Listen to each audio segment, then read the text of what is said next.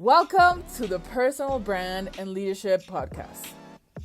This is the space where I guide you to elevate your leadership awareness and to build a powerful personal brand. I am Kareem Raymond, an expert in high impact personal branding, and my goal is to empower you to share an authentic and meaningful message with the world. In each episode, I will provide you with practical tools and strategies to help you take your leadership to the next level. Together, we will explore how you can discover and develop your true leadership potential and create a personal brand that aligns with your vision and purpose. If you're ready to start making a meaningful difference in the world, tune into the Personal Brand and Leadership Podcast. See you then.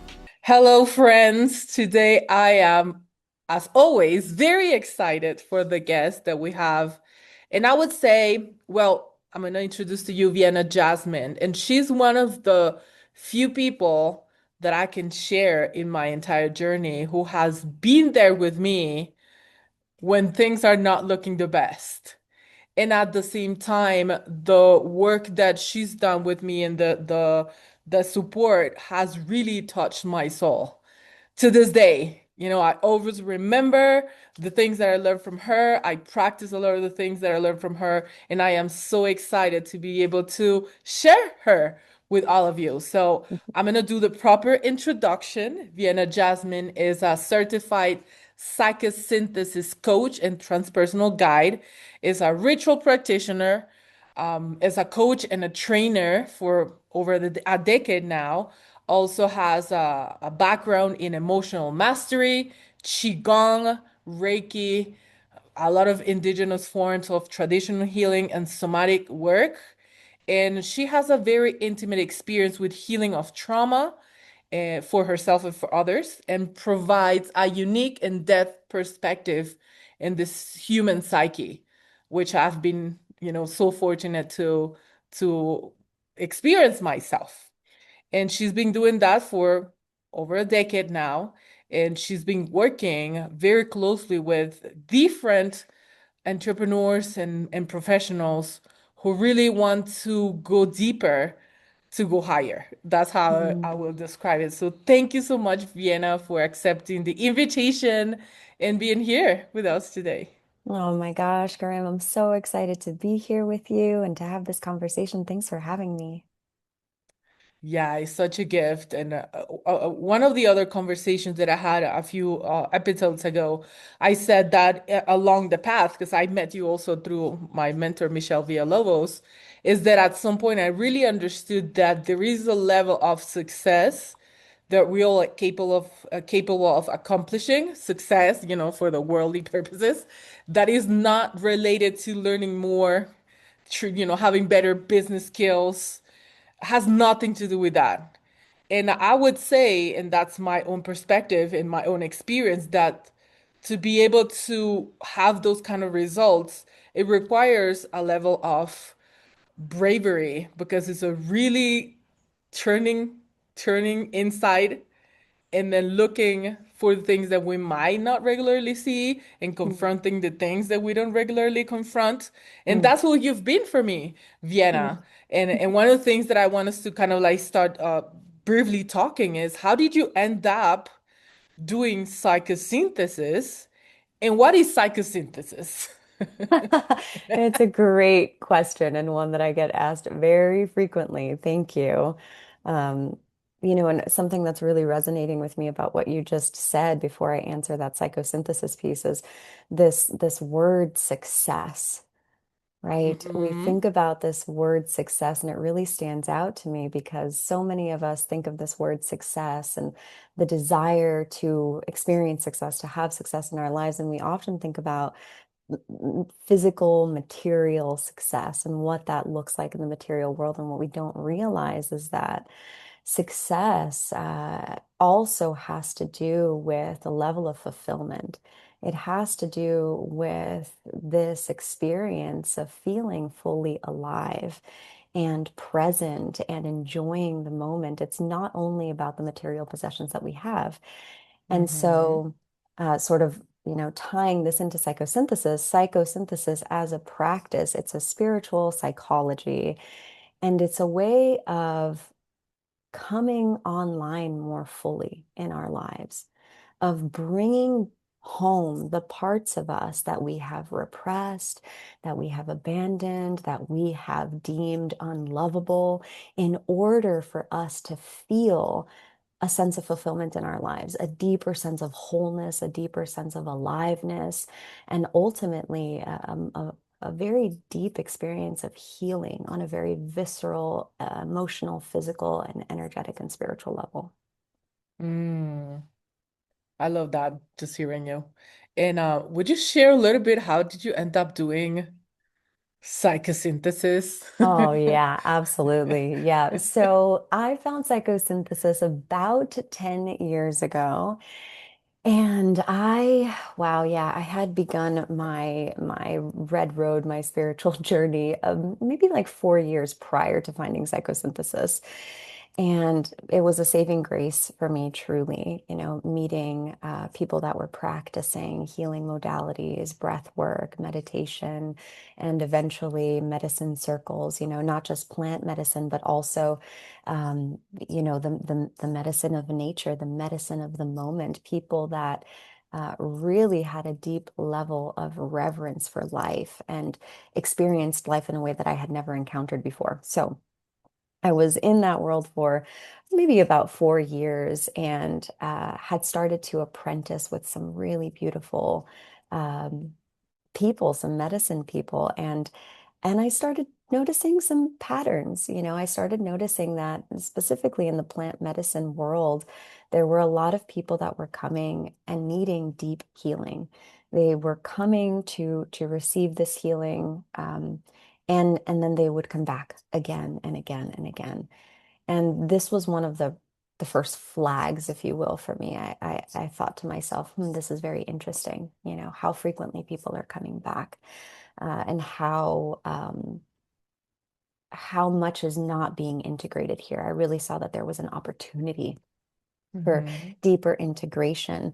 And what do we do with those incredible epiphanies and those top of the mountain moments once the ceremony is over and once we're back home? What do we do? What happens? And what tends to happen is that people fall back into their patterns, the day-to-day life, the routine, and we forget the sacredness when we're at the kitchen sink. And so I was really searching for a way to bridge the gap for people, to help people to realize that there is sacredness in every moment. Also, what I started to realize was that people wanted to talk to me outside of the ceremony. And sometimes it was people that were not in the spiritual community. And at that time, I didn't have a language to really work with these people.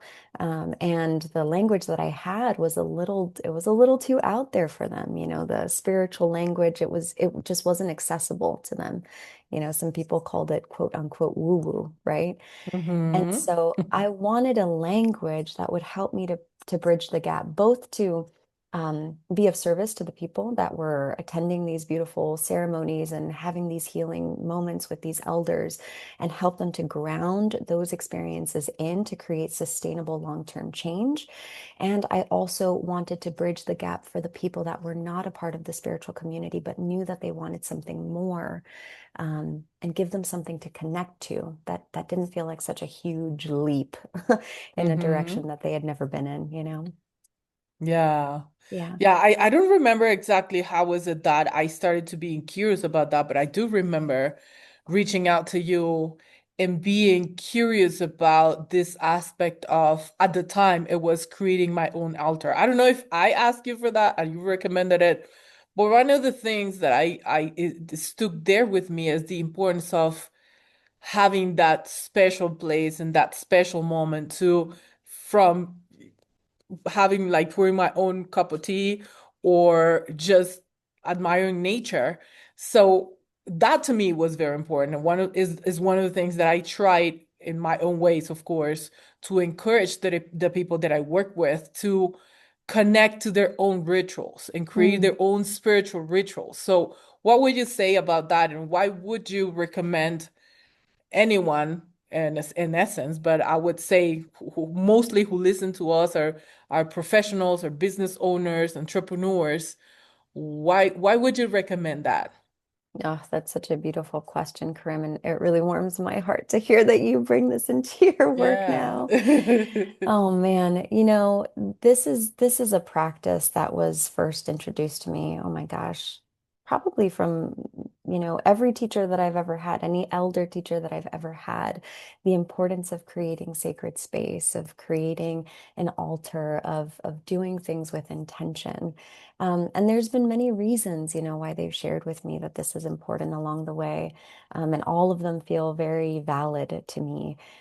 Some have told me that uh, it's to build reverence, to build intentionality, right? To know what it means to create a space and to have a space where we can come to and be completely present in a world that's so incredibly busy, right? Where we Yeah. do so many things, we do them and we're unconscious, right?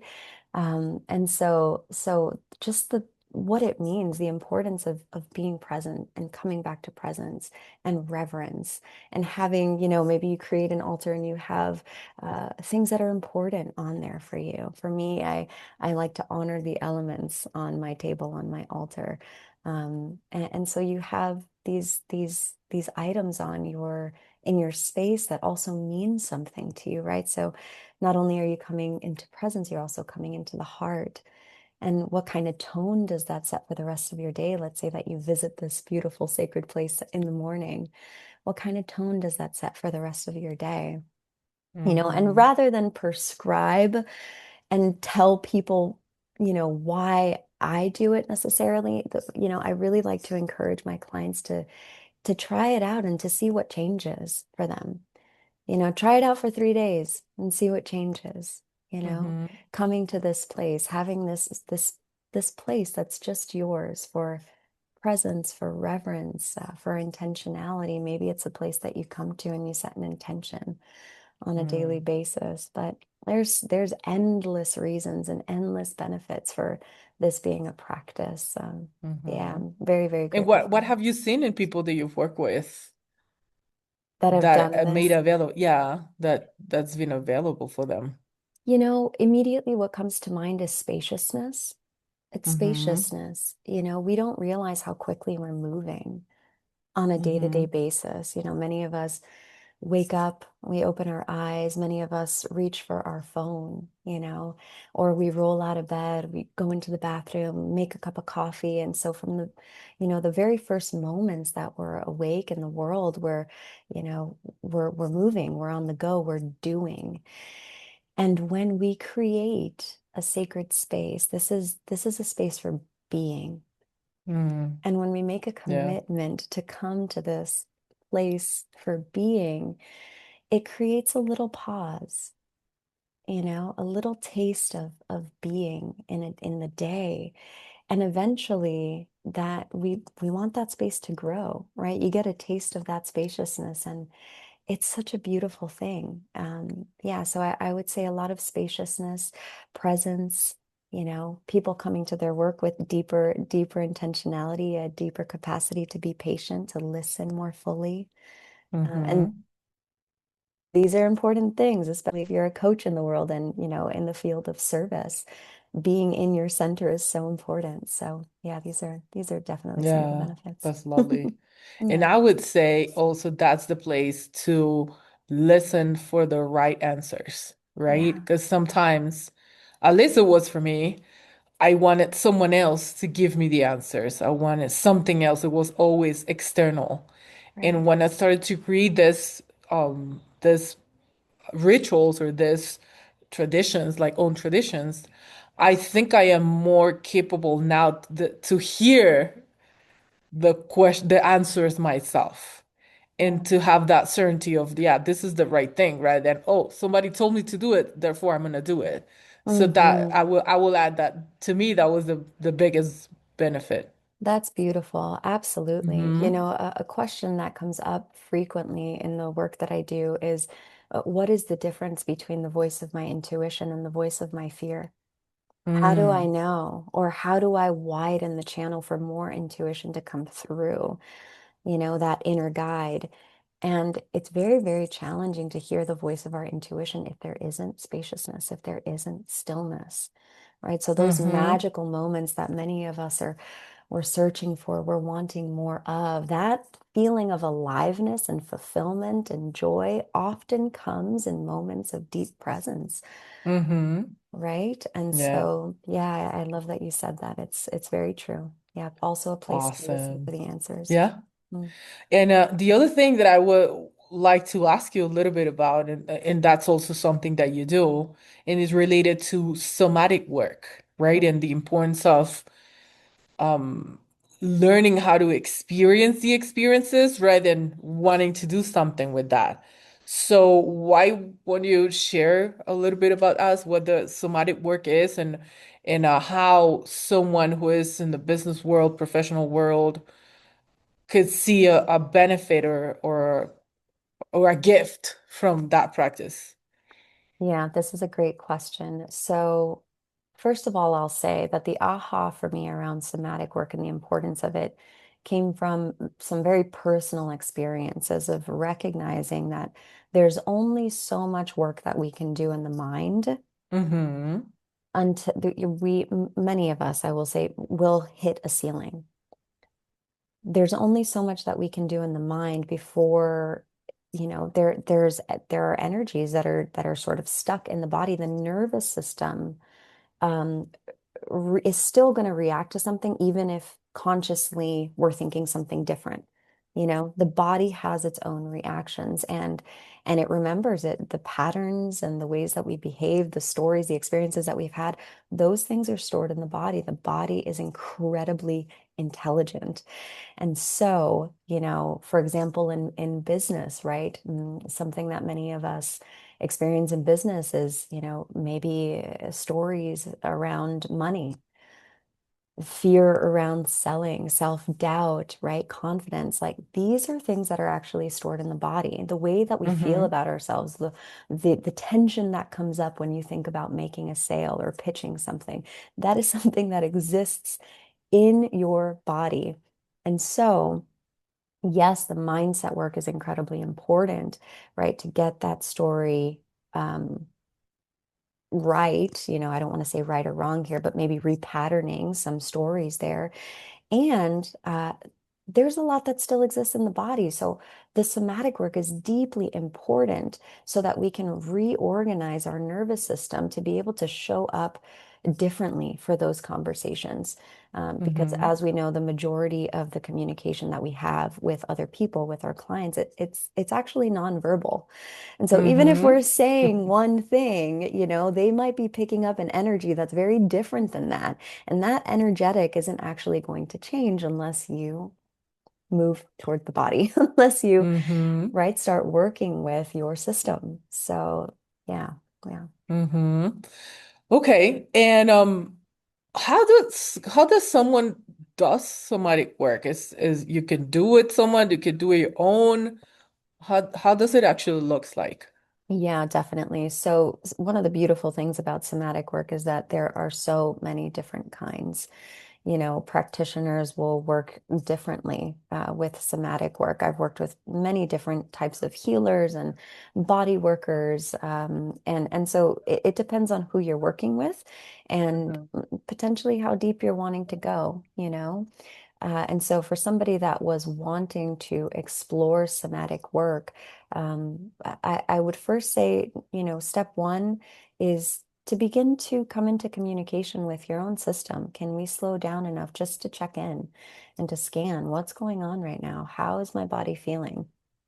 Is there tension? Is there spaciousness, right? Is there a shakiness in my hands in this moment? Is what's going on, right? So step one is to listen, and for those wanting to go deeper and do some deeper somatic work, I think that having a great trusted practitioner or a coach that is well versed that can really take you there so you can find some level of surrender as you build that Mm, communication and that, go into those places of release. I feel that that can be very supportive as well. Yeah. awesome. I Yeah. love that. Um, so what would your I don't want to say advice because this is just kind of like you should do this. Like, what would be some things that you can suggest people or invite people to integrate in their own lives to be able to do that inward observation of that, self-work before going to taking more courses, reading more books, which is always great. And as you said, there is a limit to that. So what would you say to people to start expanding their capacity of understanding themselves? Mm, mm. What comes to mind immediately is to be mindful of the subtleties because our systems, our bodies often speak to us in subtle ways, and it can be really Mm-hmm. easy to overlook what we're feeling, what those subtle sensations are when we're moving at such a fast pace. And so, through incorporating practices like creating a sacred space or having a meditative practice or committing to a daily check-in, one of the practices that I've suggested in the past to my clients has been to set a timer at random times during the day. And whenever that alarm goes off, you commit to checking in for 30 seconds. How am I feeling right now? What is the quality of my breath? Is my Mm, stomach tight? What are my shoulders doing? Is there tension in my face? What am I doing? Am I furrowing my eyebrows right now? Right. And so 30 seconds of a check-in at random times. And this just builds presence. Practices like this mm-hmm. help us to create spaciousness so that we can actually pick up on the messages that our body is sending us that are they're so easy to overlook, especially in, today's world when we're moving so quickly. So to cultivate those moments, I feel. Yeah, I love that. I'm gonna definitely take that on. Vienna, and if people want to learn more about you, connect to you, how would they find you? Absolutely. So, two ways would be the website, sourceuntamed.com. That is the easiest way to Mm-hmm. find me. You can also find me on Instagram with Source Untamed as well. And also at the Psycho Spiritual Institute, where I'm a coach trainer and also one of the lead instructors there. So, if you're interested in psychosynthesis, you can find out more about that practice there too. Awesome. Vienna, do you have a book do you want to recommend people to kind of like start being curious about the topic? Oof, that's a great question. Yes, I would say so. It's a really beautiful book, probably one of my favorites, and it's Holy Holy Fire. Fire by Thomas Yeomans. Yeah. Okay, awesome. I'll definitely check that one out. Thank you so much, Vienna, for being here. It's so peaceful to listen to you and just to get your wisdom and really, to me, know the power of like implementing these things can truly transform our own experience of life. Mm. So thank you, and I hope we are gonna have another conversation soon. Absolutely, Karim. Thank you so much. It's been so fun being here. Yay. Bye bye.